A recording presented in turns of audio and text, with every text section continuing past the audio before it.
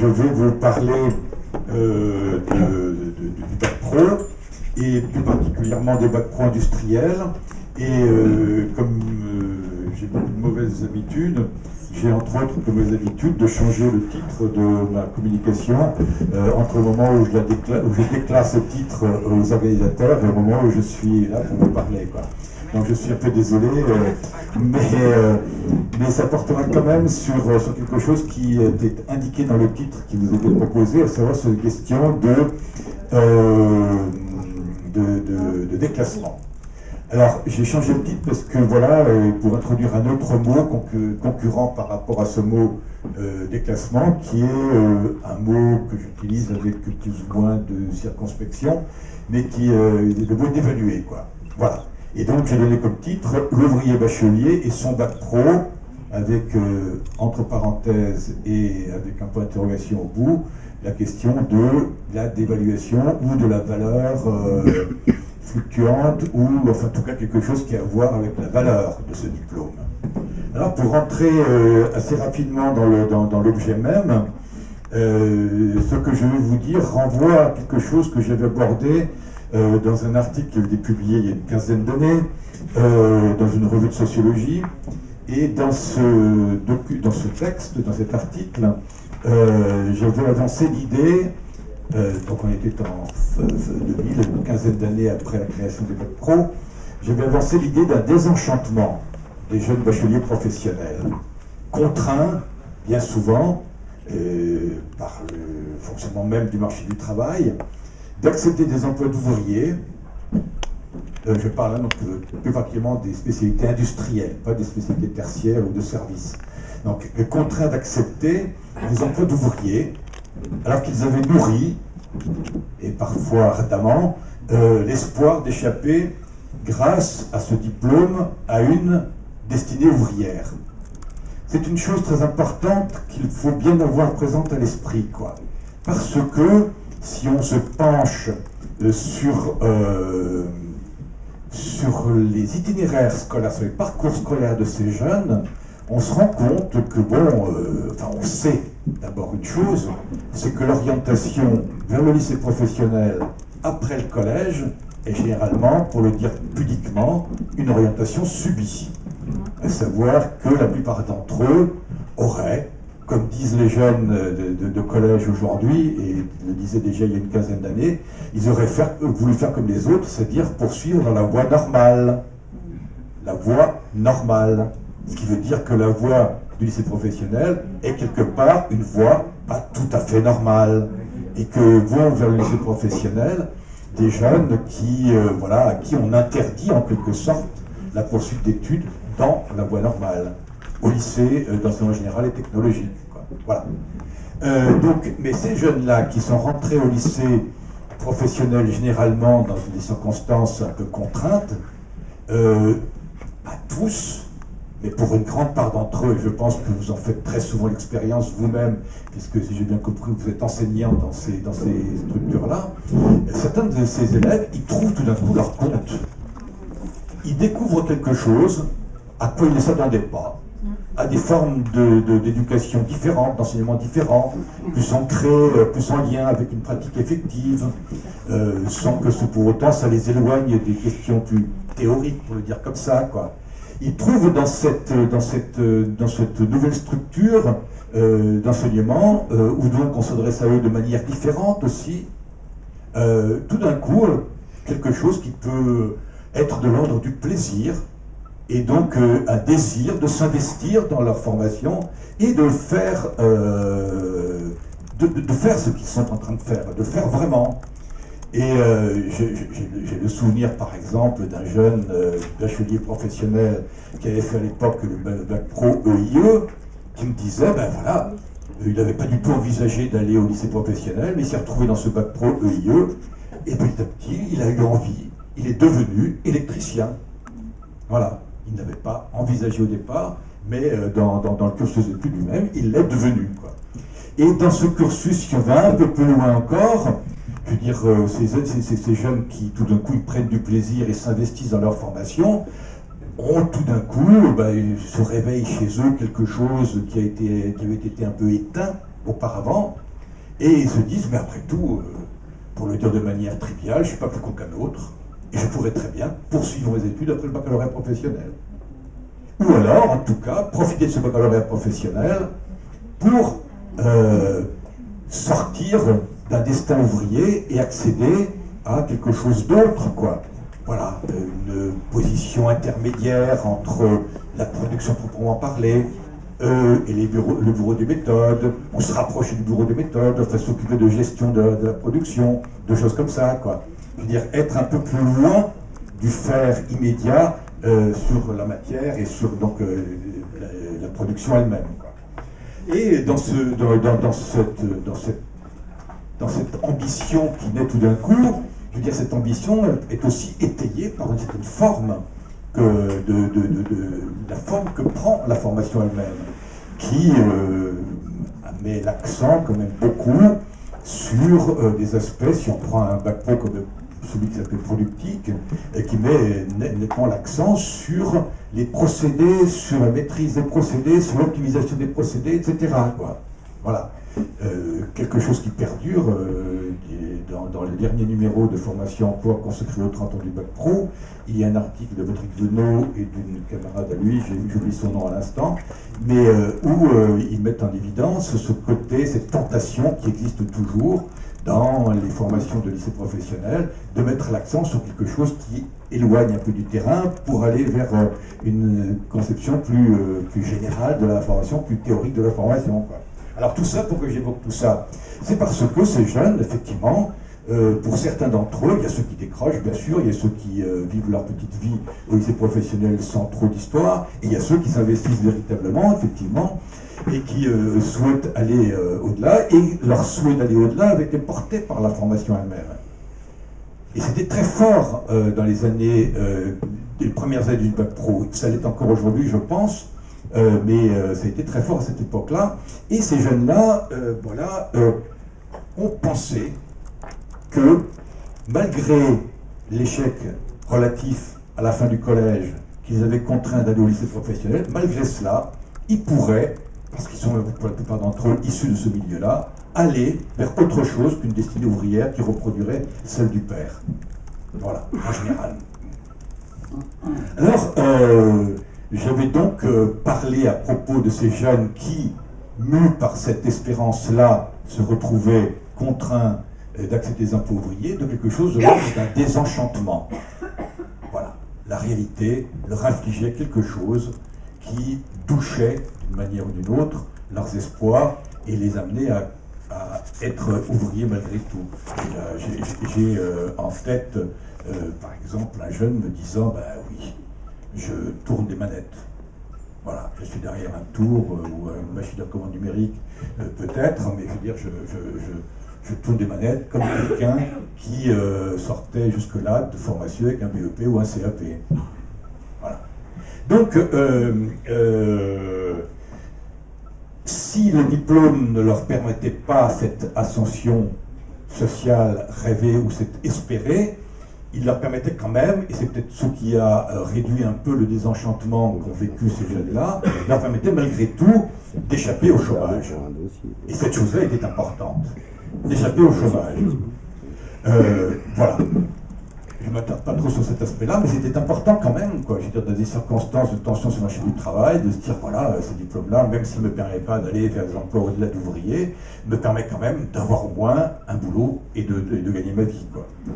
Bon, je reviens maintenant à l'article dont je vous parlais, et dans ce texte-là, j'avais, hélas, dans d'autres endroits du texte, et même dans son titre, utilisé le fameux mot de déclassement.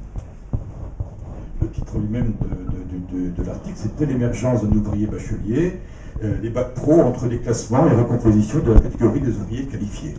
J'avais utilisé ce mot déclassement et je pense que si j'avais à refaire, on ne refait jamais ce qu'on a mal fait à un moment donné, quoi, je ne mettrais plus ce mot déclassement dans le titre.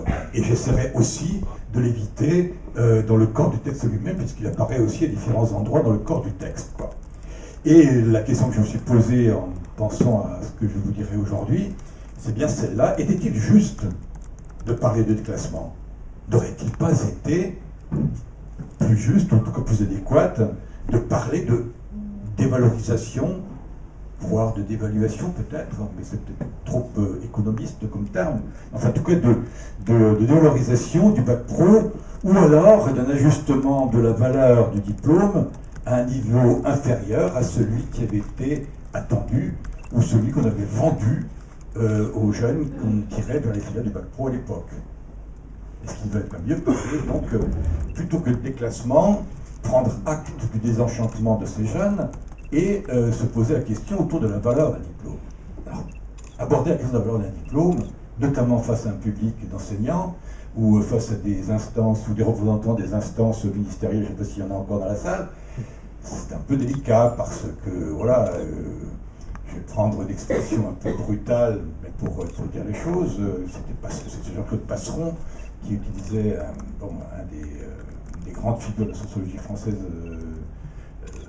moderne, voilà, qui disait, est-ce qu'on ne les a pas un peu payés de monnaie de singe? Voilà. La formule est brutale, je l'accorde, mais la question est peut-être un peu celle-là, parce que quelqu'un qui paie un monnaie de singe peut effectivement, à juste titre, se sentir floué et éprouver les choses sous le registre des enchantements, quoi. Alors, j'ai été provocateur en disant cela. On va essayer de prendre les choses de manière un petit peu plus stricte. Et voilà. Je vais commencer par examiner ce qu'il faut entendre, enfin, ou en tout cas et réfléchir un peu sur ce qu'il faut entendre par déclassement. Alors, je vais vous prendre quelques cas de figure, je pourrais en prendre d'autres. C'est des cas de figure là, qui sont reconstruits, mais qui sont visibles, que j'ai pu voir, toucher, si je puis dire, dans la réalité, quoi. Je veux dire, un bachelier professionnel, productif, EIE ou autre, quoi, issu d'un milieu ouvrier, comme je dis bien, c'est le cas de la grande majorité des élèves-là, qui accède à un emploi intermédiaire, ben, cet individu-là connaît évidemment de toute évidence ce qu'en sociologie on appelle une mobilité sociale ascendante, ou alors un déclassement par le haut. Si je prends maintenant un bachelier professionnel, toujours une spécialité industrielle, issu d'un milieu intermédiaire, voilà, dont le père était technicien, par exemple, contremaître, qui était occupé de position intermédiaire, soit du fait de sa formation initiale, soit du fait de sa carrière, et qui connaît lui, qui accède de lui à un emploi d'ouvrier, ben, lui connaît, toujours dans le terme sociologique, une mobilité sociale descendante, dans le sens où il occupe une position moins prestigieuse et socialement moins valorisée que celle de son père. Et là, on pourra parler de déclassement par le bas. Pourquoi je prends ces exemples? C'est parce que le déclassement, en tant que tel, renvoie d'abord et avant tout, au moins dans le champ de la sociologie, à quelque chose qui vise à comparer à un processus, à un phénomène qui vise à comparer une position acquise à un moment donné à une position ultérieure, une position sociale acquise à un moment, sociale ou professionnelle et sociale à un moment donné, et une position ultérieure. Je peux prendre un exemple simple que vous connaissez tous aussi, je veux dire le cas qui a été publicisé à un moment donné, quoi, je veux dire de cadres autodidactes faisant l'expérience du chômage et contraints à l'issue de cette période de chômage ou pour en sortir, d'accepter des emplois inférieurs à celui qu'ils avaient occupé jusque-là. C'est-à-dire plus un emploi de cadre. Voilà. Il y a une sociologue qui s'appelle Sophie Pochy qui a beaucoup travaillé sur ces cas de figure-là, donc de ces cadres autodidactes qui font l'expérience du chômage parce que leur entreprise ferme et se retrouvent contraints d'accepter des emplois placés à un niveau inférieur à celui qu'ils occupaient jusque-là. Là, on parle de déclassement intragénérationnel, à l'intérieur même d'une même génération, d'une même histoire individuelle, quoi, hein.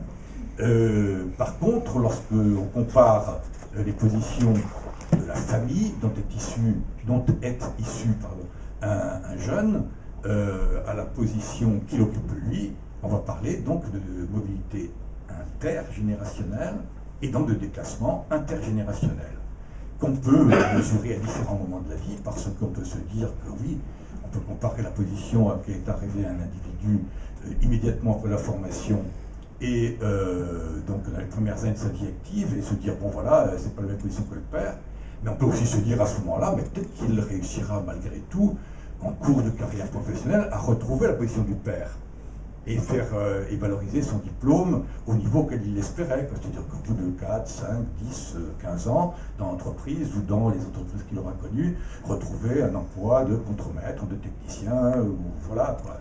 Ça, c'est bien possible. Mais dans l'immédiat, ce qui nous intéresse ici, quoi, je veux dire, c'est de se dire que, voilà, il y a des phénomènes de déclassement par le bas. Le langage courant tend à réserver le terme déclassement à ces déclassements vers le bas. Hein, et voilà. Mais que dire des cas les plus fréquents où les jeunes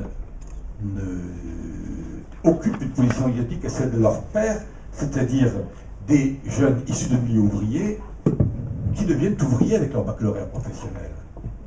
Il n'y a pas lieu, par rapport à ces jeunes-là, en toute rigueur sociologique, de parler de déclassement. Ils occupent les mêmes positions que les positions de leur père, au pluriel, hein, les individus, et à ce moment-là, il n'y a pas lieu de parler de déclassement. Mais alors, d'où vient le désenchantement? Revenons à cela. Alors pour ça, je vais vous infliger, je suis désolé, mais j'espère qu'ils sont lisibles depuis votre place, vous infliger quelques chiffres, quelques données statistiques qui sont tirées... Pardon? Il est éteint. Il est éteint. Ah oui, l'écran intermédiaire, ce serait pratique pour certains, oui. Mais donc, je veux dire, j'ai repris un certain nombre de données qui sont tirées d'une enquête réalisée par le CEREC. Cette enquête s'appelle Génération. Elle s'appelle Génération parce que régulièrement, tous les 3 ans, en gros, le CEREC interroge les sortants une année donnée du système de formation à tous les niveaux du système de formation. Et donc, vise à savoir ce que ces individus ont fait pendant les 3 ans qui ont suivi leur sortie de formation. Et là, j'ai pris comme repère la génération 2007 en 2010, c'est-à-dire les jeunes sortis en 2007, pour voir ce qu'ils sont devenus en 2010. Et alors, je ne vous ai pas donné tous les tableaux, je pourrais vous les montrer parce que je les ai en annexe de mes diapositives, là, de mon diaporama. Donc, je prends là, simplement, donc, ces jeunes de 2007 en 2010. Regardez d'abord le premier tableau. Voilà, et je prends les sortants de niveau 4 industriel et de niveau 5 industriel, et je regarde ce qu'ils deviennent. Alors, vous avez donc en ligne 4 industriels, 5 industriels. Voilà, ici, là, c'est les 4, 5 industriels, et vous avez en colonne, chaque fois, quoi, les positions socio-professionnelles avec lesquelles ils sont. Ou éventuellement, oui, j'ai pris uniquement cela.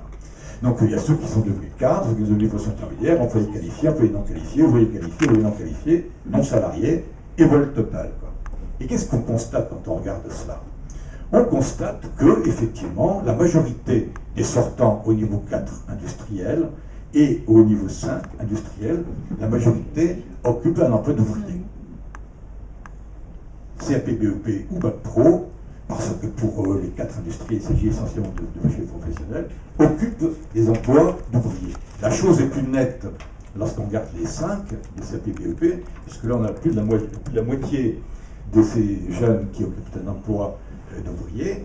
Pour les bacheliers professionnels, c'est un peu moins évident parce que quand même, et c'est pour ça que je mets le chiffre 22,0 en gras, parce qu'il y en a quand même quelques-uns qui accèdent effectivement à des emplois classés intermédiaires, donc au-delà, au-dessus du point de vue d'une hiérarchie sociale, au-dessus des emplois ouvriers. Voilà.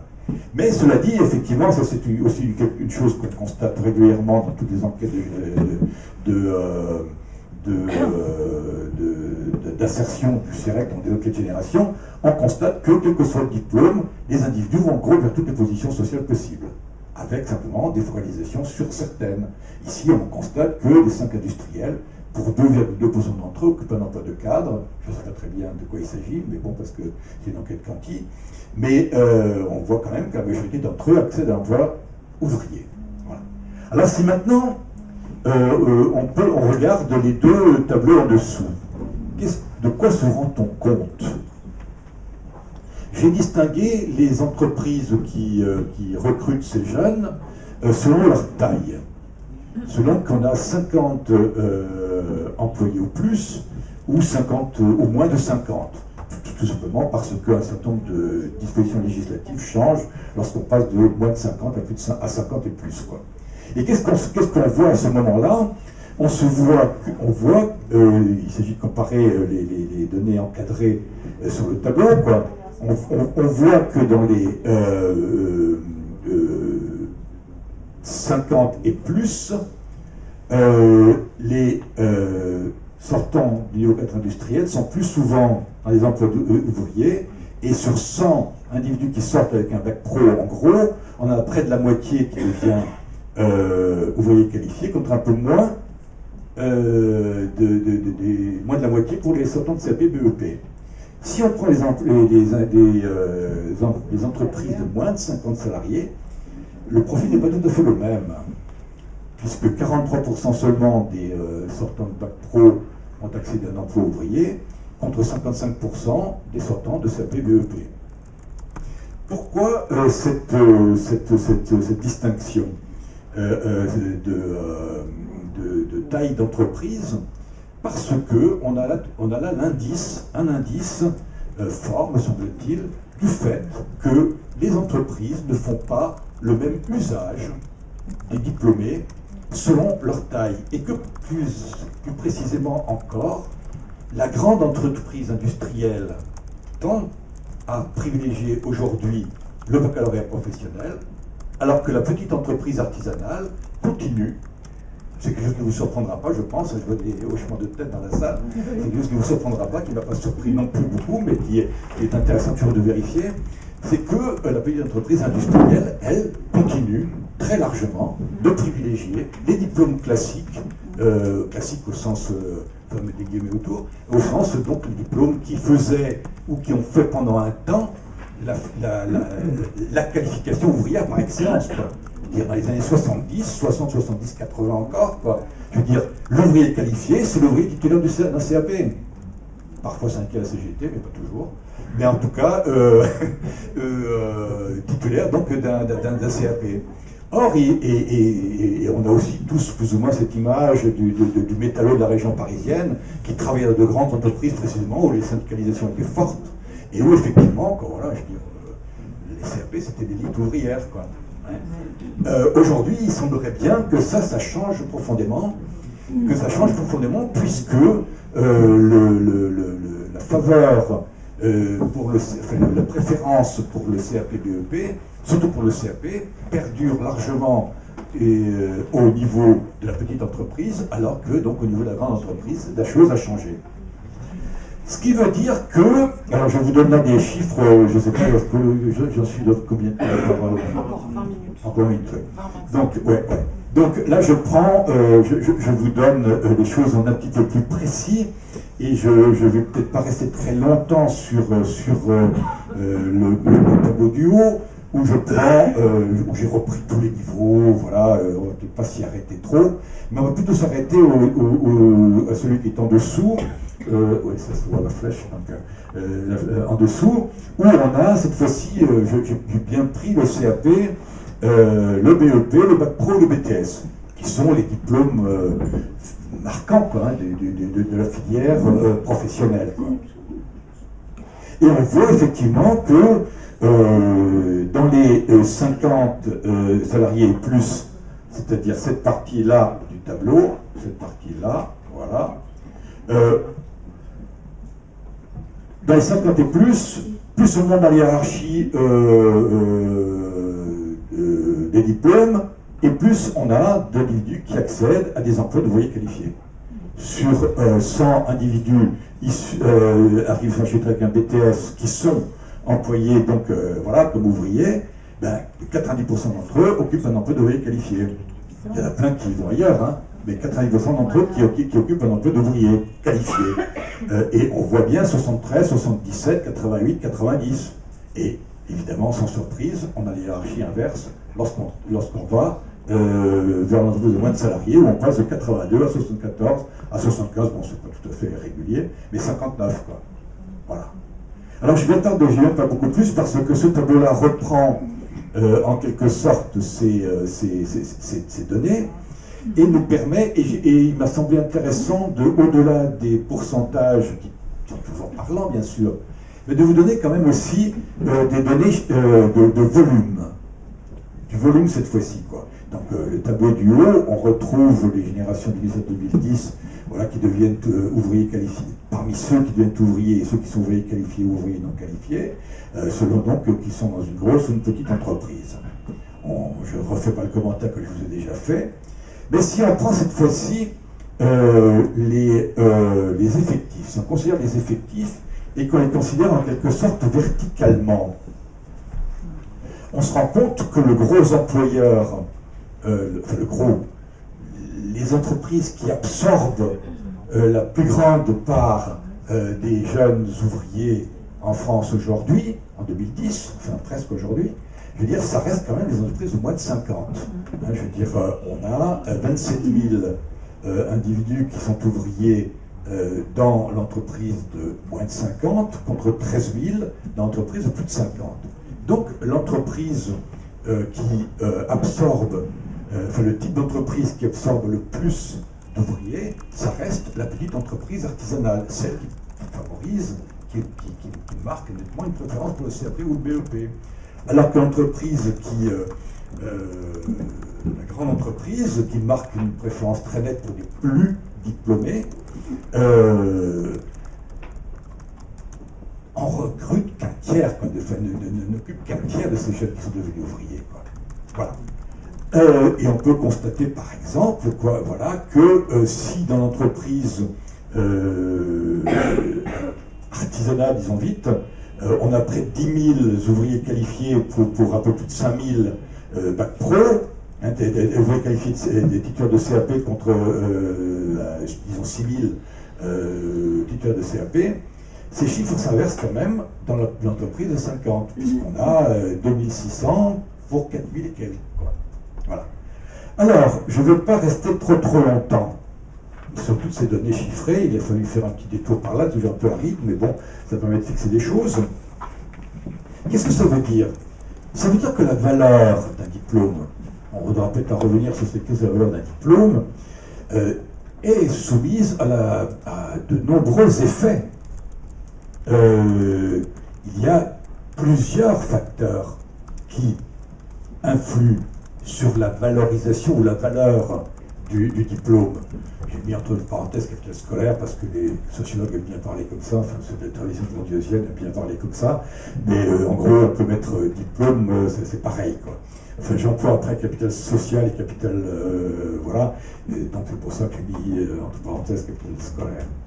Donc, si on prend ces facteurs qui influent sur la valeur du diplôme, on a des facteurs que j'ai appelés de contexte. Je ne sais pas si c'est tout à fait exact de le dire comme ça, mais enfin bon, voilà, des facteurs de contexte et des facteurs liés aux personnes, aux individus.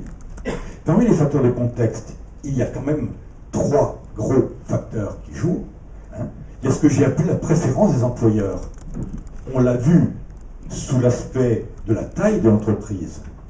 Mais on pourrait multiplier les choses, enfin, prendre en compte les analyses et prendre en compte d'autres facteurs que seulement la taille. Il me semble que la taille sont des facteurs clivants particulièrement importants, quoi. Mais dans l'artisanat, on peut distinguer selon le type de production, pareil dans l'industrie, etc. L'industrie automobile aujourd'hui, j'ai enquêté notamment auprès de Peugeot. Pour Peugeot, un CAP aujourd'hui, c'est plus, comme on dit dans le langage ordinaire, une qualification. Un CAP ou rien, c'est pareil. Pour eux, je me rappelle aussi d'avoir été enquêté dans une entreprise électronique de la région de Marseille, qui avait à voir avec les fabricants de puces pour les cartes à puces. Quand j'étais avec un collègue que je citais tout à l'heure, Patrick Venot, quand on a posé la question de savoir quels étaient leurs critères de recrutement, la personne en question des RH de l'entreprise nous a en quelque sorte mené en bateau et nous a pris un peu, nous a ironisé en nous disant toute une série de choses. Ah ben, je préfère qu'il ait 30-35 ans, je préfère qu'il ait 2 enfants. Ah, s'il a un crédit pour payer sa maison, alors ça c'est top les gars, quoi. Ça c'est vraiment top, quoi. Et nous on était en face, je vous fais les choses brièvement, mais nous on était en face et on s'en disait, mais il nous prend pour qui? Il se fout de nous, quoi. Il sait bien qu'on vient du CEREC, il sait bien qu'on est intéressé par les questions de relations, formation. Oui, ben, il nous a dit oui, parce que finalement on lui a dit, mais bon, et le diplôme? Et là il nous dit, ouais, s'ils ont un diplôme plutôt industriel, c'est mieux. Mais l'air de dire, je m'en fous, je m'en fiche. Voilà. Donc voilà, ça c'est pour dire, sur les préférences des employeurs, il y a l'état du marché du travail qui joue. Je ne vous ai pas montré un certain nombre de statistiques que je vais montrer en d'autres circonstances, mais on voit très bien cet effet des conjonctures sur le marché du travail, et joue aussi les contextes locaux. Ça c'est pour trois facteurs qui tiennent essentiellement au contexte, mais ensuite, il y a un certain nombre de facteurs qui tiennent aussi aux personnes, aux individus. Voilà, au capital scolaire lui-même, c'est clair qu'on ne rentre pas d'entreprise dans les mêmes conditions et les mêmes circonstances selon qu'on a un CAP ou un bac pro, selon qu'on a un bac pro ou un BTS, ou selon qu'on a un BTS ou un DUT, quoi, ou un CAP ou un DUT, quoi. Les choses changent évidemment en fonction du titre du capital scolaire dont disposent les élus. Ça varie aussi en fonction de ce que les sociologues, par analogie avec le capital scolaire ou le diplôme, la formation, appellent le capital social, c'est-à-dire tous les réseaux de relations qui se mettent à jouer lorsque les individus se présentent auprès des entreprises et qui peuvent faciliter ou non l'intégration d'entreprises. Pendant longtemps, Peugeot Mulhouse a préféré recruter, mais Peugeot Sochaux c'était pareil, a préféré recruter des enfants d'ouvriers et c'est déjà en poste, quoi, donc les fils des ouvriers qu'ils avaient, de préférence ceux dont les pères s'étaient bien conduits dans l'entreprise, quoi, pour aller vite. Le sexe de la personne joue évidemment énormément. Une jeune fille qui arrive sur le marché du travail avec un bac pro UIE aura sans doute plus de mal à s'insérer dans un emploi d'électricien qu'un jeune garçon qui arrive sur le marché du travail avec le même diplôme. Ensuite, peuvent jouer toute une série d'autres facteurs ou d'autres caractéristiques des personnes qui influent sur les choix et qui sont liés à des choses plus ou moins licites et plus ou moins repérables qu'on appelle généralement discrimination. Toutes les discriminations qui se produisent sur le marché du travail. Donc, pour avancer, si les facteurs de contexte jouent effectivement un rôle très visible, d'autres facteurs peuvent jouer un rôle plus discret, voire plus sournois. Il y a toute une série de formes de discrimination déguisées aujourd'hui qui sont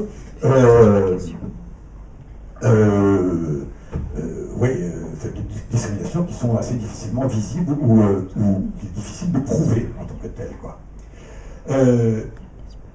Mais il faut peut-être aussi prendre en compte dans ce jeu-là, et ce sera le point le plus important avant la conclusion, c'est de se dire que joue aussi un certain nombre de dispositions sociales plus profondément étayées par la socialisation des individus. À quoi je veux faire allusion là? Revenir évidemment sur ces questions d'espoir qui ont été suscitées, de dispositions sociales ancrées dans les histoires de ces jeunes issus de milieux ouvriers, quoi, qui ont entendu pour beaucoup, je vais un peu vite parce que le temps passe, mais qui ont entendu pour beaucoup ce que j'ai entendu moi-même quand j'étais minot, comme on dit à Marseille, travailler à l'école pour ne pas être ouvrier comme moi. Cette phrase-là, je veux dire, je ne pense pas qu'il y ait beaucoup d'enfants d'ouvriers qui n'aient pas entendu une fois ou l'autre dans la bouche de leur père, quoi. Et quand elles disent ça, il ne faut pas mal l'entendre, au sens où il n'y a pas de mépris pour le monde ouvrier et pour la culture ouvrière, au contraire, mais il y a aussi la conscience intime et le savoir intime de chacun que, ben oui, on est peut-être un peu moins exposé à un certain nombre de risques, un peu moins exposé à certaines formes de peine lorsqu'on est dans un bureau que lorsqu'on travaille sur une machine, dans un atelier bruyant, etc. Voilà. Alors, et de ce point de vue-là, le baccalauréat professionnel a sans doute fourni, comme je le dis sur la diapositive, un cas d'école au moment de sa création, je reviens un peu sur ce que j'ai dit tout à l'heure, le baccalauréat professionnel a suscité l'espoir chez beaucoup de ces jeunes issus de milieux populaires, engagés dans des formations industrielles, d'échapper à ce destin ouvrier, qui était étayé, je dis bien, sur les dispositions sociales inculquées par la répétition d'un certain nombre de choses, quoi, et qui ne sont pas seulement des discours, mais qui sont aussi, voilà, de savoir dans quel état le père rentrait d'usine certains jours, quoi. Voilà. Et tout cela peut effectivement induire un désenchantement. Ce désenchantement peut être compensé, contrebalancé par la possibilité de la carrière. Et c'est peut-être là que le baccalauréat professionnel crée une différence importante par rapport au CAP ou au BEP. Il semblerait, ça je dis il semblerait parce que je l'étaye essentiellement sur un certain nombre d'entretiens que j'ai réalisés lors d'une enquête auprès de bacheliers professionnels une douzaine d'années après la sortie de formation, quoi, où certains étaient encore à dire 12 ans après, 10-12 ans après, le désenchantement qui était le leur par rapport et la résignation dans laquelle ils se sont trouvés, enfin, qu'ils ont adopté, enfin, l'attitude de résigner qu'ils ont fini par adopter, quoi. Mais il y avait aussi un certain nombre de ces jeunes-là qui disaient la possibilité, la perspective qu'ils ont pu avoir dans certaines circonstances de connaître une carrière ascendante et de rattraper non pas la valeur de leur diplôme au sens strict, mais en adjoignant à la valeur de leur diplôme la valeur de leur expérience professionnelle, de pouvoir accéder à des emplois plus conformes à ceux qu'ils avaient espérés à un moment donné au sortir de la formation précisément, quoi. Voilà. Cette question de la carrière est aujourd'hui marquée par deux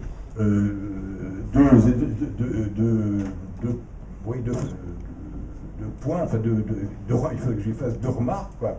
C'est d'une part le rétrécissement des carrières que l'on constate aujourd'hui, qui affecte en particulier les carrières ouvrières, et en particulier donc les carrières des bacheliers professionnels qui sont rentrés dans l'entreprise en tant qu'ouvriers, et d'autre part ce que j'appelle une exacerbation des concurrences entre diplômés sur le marché du travail. Je reviens juste un instant en arrière.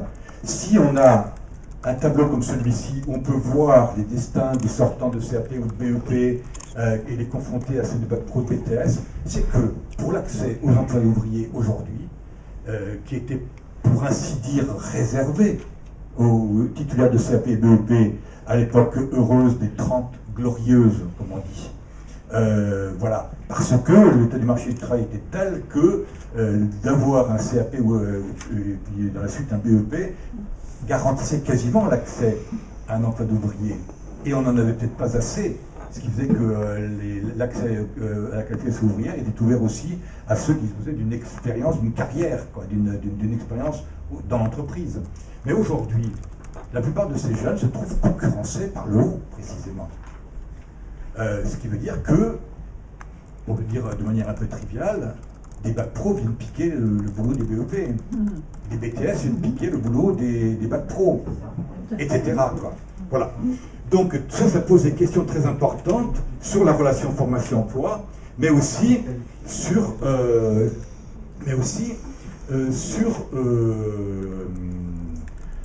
j'ai perdu le fil. Pose des questions sur la valeur des diplômes eux-mêmes, mais aussi sur la relation formation-emploi. Sur cette fameuse relation formation-emploi qui n'est pas simplement liée à l'existence d'une nomenclature des niveaux de formation ou à quelque chose de cet ordre-là, qui est plus une pétition de principe qu'une chose qui est articulée vraiment avec la réalité, quoi. Voilà. Alors,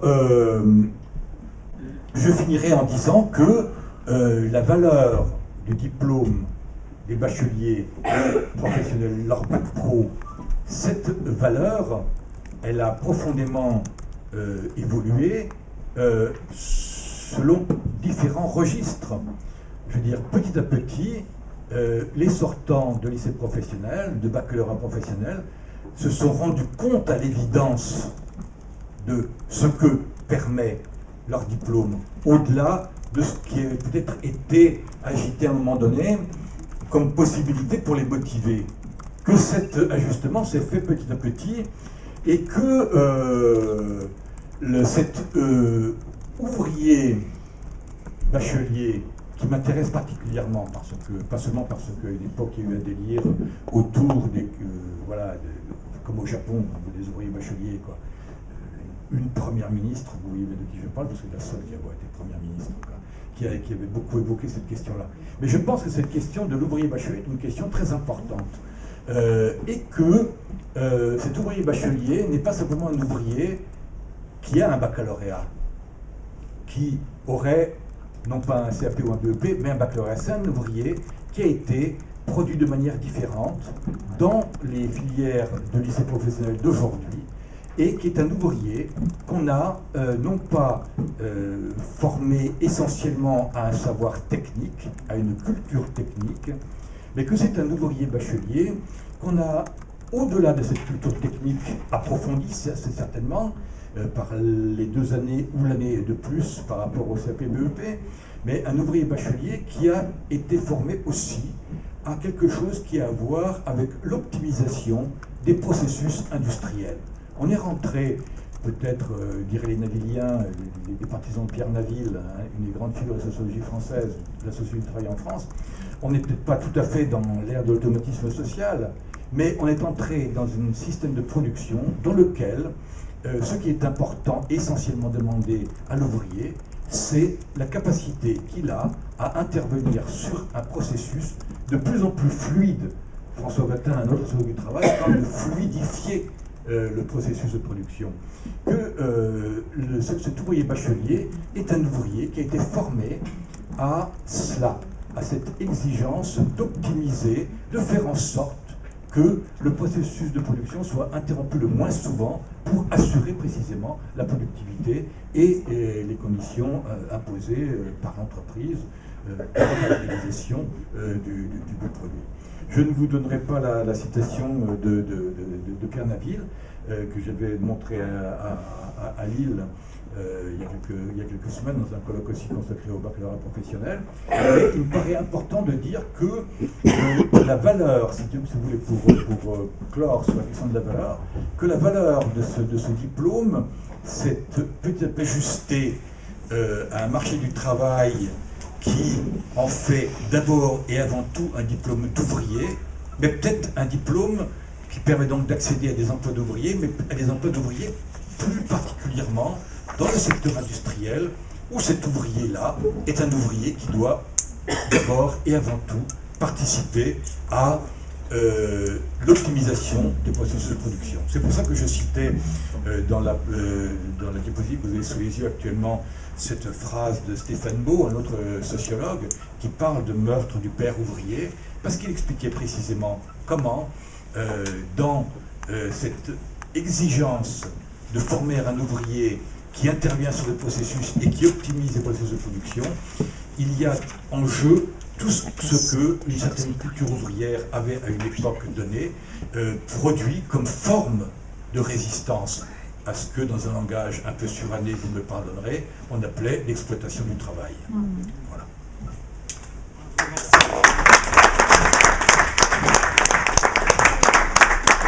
C'est bon pour nous.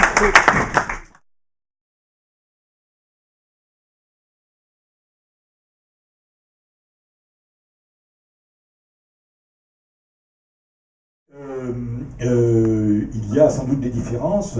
C'est aussi l'entreprise artisanale qui est la plus encline à toujours, hélas, mais à recruter l'apprenti qu'elle a formé, quoi.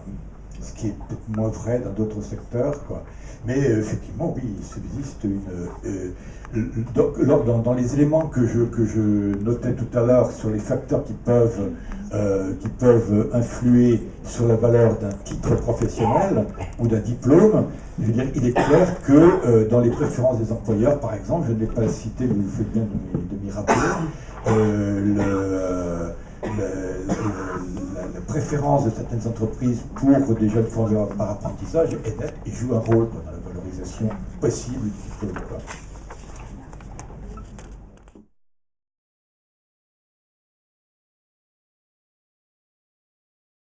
Mais j'ai disposé de plusieurs enquêtes génération. Vous les avez en marge du graphique, puisque j'ai utilisé l'enquête génération 92 que j'ai tronquée en 95, l'enquête 98 en 2001, 2001 en 2004, 2004 en 2007, 2007 en 2010. Et on peut donc faire des comparaisons voilà, sur la base de ces différentes enquêtes. Mais si on prend ces générations, on peut comparer un certain nombre de choses. Alors, ce que je compare là, sur ce graphique-là, c'est la part des ouvriers, la part des sortants d'une génération qui deviennent ouvriers. Et on a plusieurs générations qui sont présentes ici. Ce bleu plus intense, là, c'est la génération 92 en 95. On se rend compte que en 98, génération 98, ils sont plus nombreux à devenir ouvriers, notamment parmi les sortants de niveau 4 et les sortants de niveau 5. En 2001-2004, c'est un peu moins le cas. En 2004-2007 encore, ça fléchit encore un peu plus. Ça se maintient à côté des niveaux 4, mais ça fléchit plus davantage du côté des niveaux 5. Et enfin, en 2007-2010, on a une très forte baisse de la part des jeunes qui sont devenus ouvriers. Alors ça, c'est là que se révèle l'intérêt. Alors je ne sais pas si ça répond à la question, mais que se révèle l'intérêt de la comparaison des générations successives, c'est qu'on voit là très nettement les effets des conjonctures économiques qui font que les entreprises sont plus ou moins disposées ou plus ou moins frileuses au moment de recruter selon la conjoncture précisément, quoi. Et que si vous voulez, toujours pour revenir à ce qui influe sur la valeur d'un diplôme, et donc sur ce qu'il faut bien parler et évoquer en termes de dévalorisation d'un diplôme, il y a ce que je disais, l'état du marché du travail. Ben, ce que je vous montrais sur le graphique tout à l'heure l'illustre d'une certaine manière. Et on pourrait l'illustrer, je pense, de manière plus précise sur ceux qui deviennent ouvriers qualifiés, non qualifiés, etc., quoi. On pourrait appliquer la grille de lecture. Mais c'est clair que c'est terrible de le dire comme ça d'une façon, quoi. Parce que le diplôme, les savoirs qui ont été transmis, les savoirs qui ont été acquis, les savoir-faire qui ont été transmis, les savoir-faire qui ont été acquis par les jeunes sont à peu près les mêmes, mais un individu ne valorisera pas son baccalauréat professionnel de la même manière, selon qui, ou son CAP hein, d'ailleurs, il ne valorisera pas de la même manière, selon qu'il rentre sur le marché du travail à un moment donné, plus ou moins favorable au recrutement d'ouvriers dans les entreprises.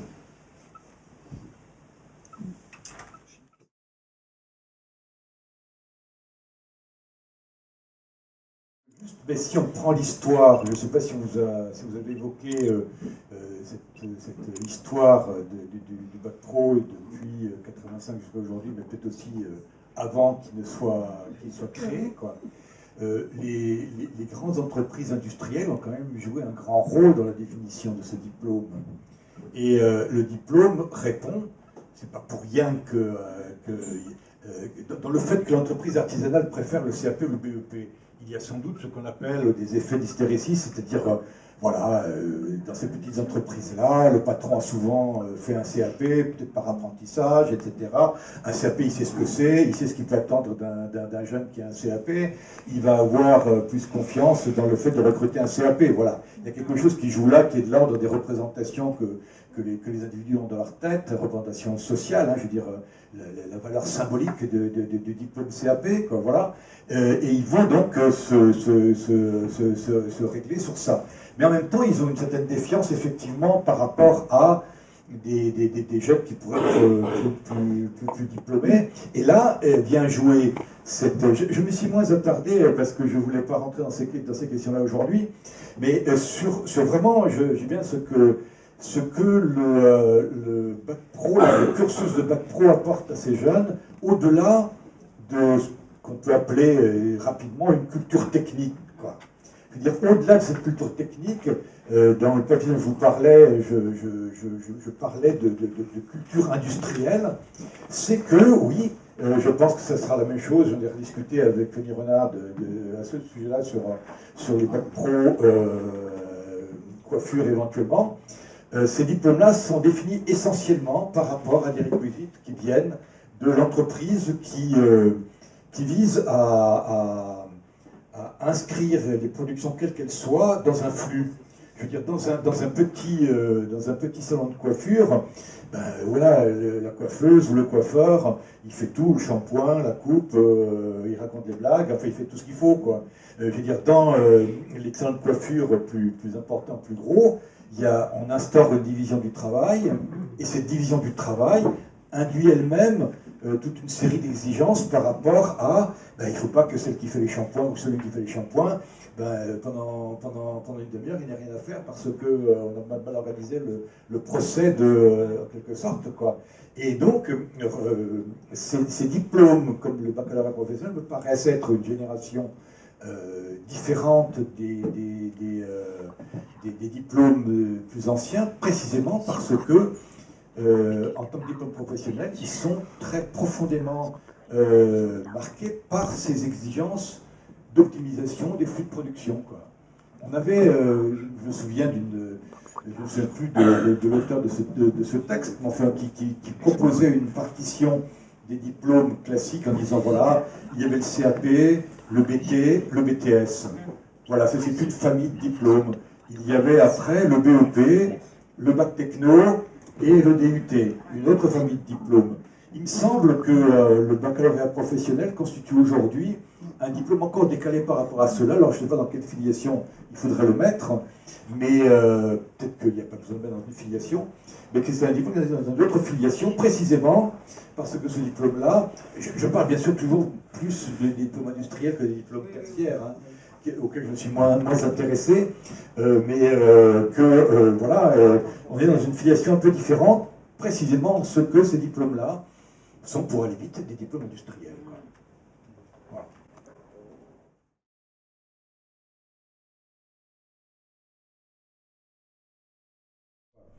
Il y a quand même quelque chose qui m'a beaucoup frappé, de quoi j'avais parlé plus longuement à Lille il y a quelques jours, il y a quelques semaines, qui est ce fameux enseignement commun d'économie et de gestion. Je ne suis pas retourné à ces enseignements-là. J'ai quelques diapositives que je vais montrer à Lille qui doivent être par ici quelque part. Voilà, ce programme d'économie de gestion, excusez-moi, j'ai pas pu faire mieux parce que c'est repris, c'est une photo du... Mais vous le trouverez très facilement, c'est des directives ministérielles, tout simplement, quoi. Et je vais donc montrer un peu en quoi consiste cet enseignement, pardon. Voilà, oui, oui, voilà. L'évolution des emplois visés pour la formation niveau 4 se caractérise par une évaluation des qualifications correspondantes liées pour une part importante au nouveau mode d'organisation des entreprises. On est bien là dans ce souci des grosses entreprises industrielles qui sont soucieuses du flux, quoi. Voilà, flux tendu, quoi, et qu'on tend le plus possible, quoi. Voilà. On est bien dans ce registre-là, et dans ce contexte-là, quoi, on a mis en place cet enseignement d'éco et gestion qui est à la fois, qui suscite de la part, au moment où j'ai découvert cette chose-là, quoi, qui suscite à la fois des réactions ambiguës, quoi, d'une certaine façon, quoi. Parce qu'on se dit, ouais, chouette, c'est bien, quoi. Que ces jeunes qui vont travailler dans l'entreprise, qui vont avoir des emplois ouvriers, qui vont participer à la production, quoi, je veux dire, bon, qu'ils sachent un peu le contexte économique, gestionnaire dans lequel ils se retrouvent, etc., qu'on leur donne des repères, bravo. Et en même temps, quand on regarde de près la formation elle-même, quoi, on se rend compte de tout un discours, de toute une rhétorique qui, elle, est beaucoup moins enthousiasmante, quoi. Parce que c'est un décalque. Je vais vite là, mais je veux dire, j'en avais parlé plus longuement la fois là, quoi. Je veux dire, c'est un décalque d'un discours managérial libéral classique d'aujourd'hui, quoi. Et c'est impressionnant de voir j'ai consulté des manuels, voilà, des choses comme ça, quand je pose des questions à des enseignants, etc. Je veux dire, et je vais sans doute passer du temps à approfondir un peu cette question-là prochainement, quoi. Dire, mais c'est absolument impressionnant de voir ce qui se joue. On les habitue à un type de discours. C'est-à-dire qu'on les habitue à manier un certain nombre de catégories intellectuelles qui les amènent à penser les choses de cette façon, qui les amènent à ce meurtre du père dont parle Stéphane Beau tout à l'heure, le meurtre du père ouvrier, quoi, celui qui, voilà, qui tendait de temps en temps à freiner la production, quoi, hein, parce que bon, ça suffit qu'on n'est pas des bêtes, quoi. Voilà. Ben, je veux dire ça, ça devient impensable dans ce genre dès lors qu'on les habitue à ce genre de rhétorique et qu'on leur inculque. Je pense que le mot n'est pas trop violent là. On les amène, on leur inculque des choses, on les amène à intérioriser. C'est ça qui est en jeu. C'est-à-dire, il s'agit de faire en sorte de fabriquer un ouvrier qui intériorise une contrainte qui est sur la sienne, parce que oui, il vit bien du travail qu'il a dans cette entreprise-là, qui le paye en échange, encore heureux, mais on lui demande d'intérioriser quelque chose qui va au-delà. Et cet ouvrier-là va rester un collaborateur jusqu'à la veille du licenciement, quoi. Mais là, à ce moment-là, on oublie toutes ces histoires-là, quoi. Mais on veut un collaborateur qui est, dynamique, engagé, qui en veut, parce que l'entreprise, dans le contexte international d'aujourd'hui, la concurrence, etc., mais il faut qu'il mouille sa chemise, quoi. Hein. Pas qu'il la déchire, qu'il la mouille. Mais voilà. Et j'ai bien, cet ouvrier-là restera un collaborateur jusqu'à la veille du licenciement. Et ça, c'est... Alors, ça, ça me paraît tout à fait important de l'évoquer, d'en parler, parce que au-delà puisque vous posez la question en termes de variabilité, de diversité, etc., quoi, je veux dire, au-delà de la diversité des formations et de ce qui fait qu'il y a voilà, on a un schéma global, mais que tel diplôme s'écarte plus ou moins de ce schéma bon. Mais il y a cette volonté très nette dans l'enseignement professionnel d'un baccalauréat d'aujourd'hui, quoi, c'est ce que je vous disais en conclusion peut-être un peu trop vite tout à l'heure, quoi. C'est pas simplement un ouvrier, c'est pas seulement un bachelier qui est ouvrier, ou un ouvrier bachelier au sens, voilà, un ouvrier qui serait le même qu'avant et qui maintenant est bachelier. Non, cet ouvrier bachelier, c'est une nouvelle figure de l'ouvrier qualifié. Et qui est promu par des forces sociales particulières, mais qui va sans doute se heurter aussi à des résistances de la part d'autres forces sociales, quoi. La qualification, j'en profite pour dire ça, quoi. Je veux dire, la qualification, c'est quand même un enjeu de tractation sociale, quoi.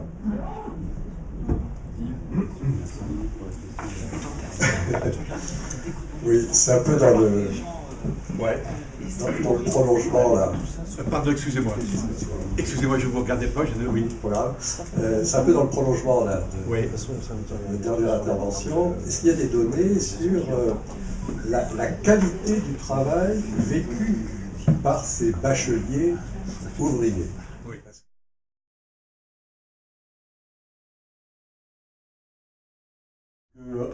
Je n'ai pas eu l'occasion d'explorer vraiment cette question-là en termes d'anticipation. Par contre, j'ai interrogé assez souvent des bacheliers professionnels sur voilà, leur carrière, le vécu des emplois qu'ils ont occupés, les rapports entre leur formation et leur emploi, comment ils voyaient ça, est-ce qu'ils trouvaient... Et là, on trouve des choses très très intéressantes, hein, je veux dire, on trouve des choses très très intéressantes parce que ça va d'un jeune qui me dit bac pro, oui, c'est bien, quoi. Mais à réentreprise, il a fallu que j'apprenne tout, quoi.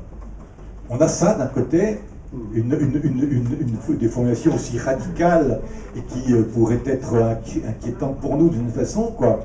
Et on a d'un autre côté des jeunes qui disent bac pro, oui, le bac pro, oui, mais jusqu'à présent, j'ai pas eu l'occasion de mettre en œuvre dans mon travail ce que j'ai appris en bac pro. Donc une position qui est aux antipodes de la première, quoi. Il y en a un qui dit, ouais, ce qu'on a appris, ça ne me servait à rien, voilà. D'ailleurs, pendant tout mon cursus de bac pro, j'ai fait le minimum pour avoir 10, quoi. En gros, quoi. Et puis voilà, quoi. Puis après, j'ai pris le boulot en entreprise. De l'autre côté, qui dit, ouais, bah, c'était par exemple ce jeune qui était électricien, qui, j'en ai parlé tout à l'heure, qui me disait des choses comme ça, quoi. Qui me disait, oui, moi j'ai appris un métier, et il était fier de ce métier qu'il avait appris, quoi. Et il voulait exercer ce métier-là, quoi. Il ne voulait pas faire ce pourquoi on l'a embauché d'abord sur des emplois qui n'avaient à peu près rien à voir avec l'électricité. Et ensuite, quand on l'a embauché dans une entreprise d'électricité, il s'est retrouvé content, bien qu'on l'ait embauché sur un emploi où il faisait du câblage surtout, quoi. Et que ce n'était pas ça non plus qu'il espérait, quoi. Mais bon, voilà, il était...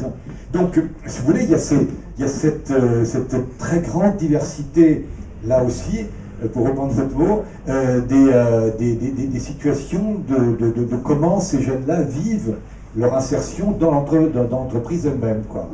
Alors, comment ils l'anticipent, ça, j'ai un peu de mal à vous répondre sur cette question-là. Mais je voudrais rajouter juste une petite chose. Je pense que ce n'est pas une question psychologique. Je pense que c'est une question éminemment sociologique. C'est pas parce que je suis sociologue et que je veux tout ramener à moi, hein.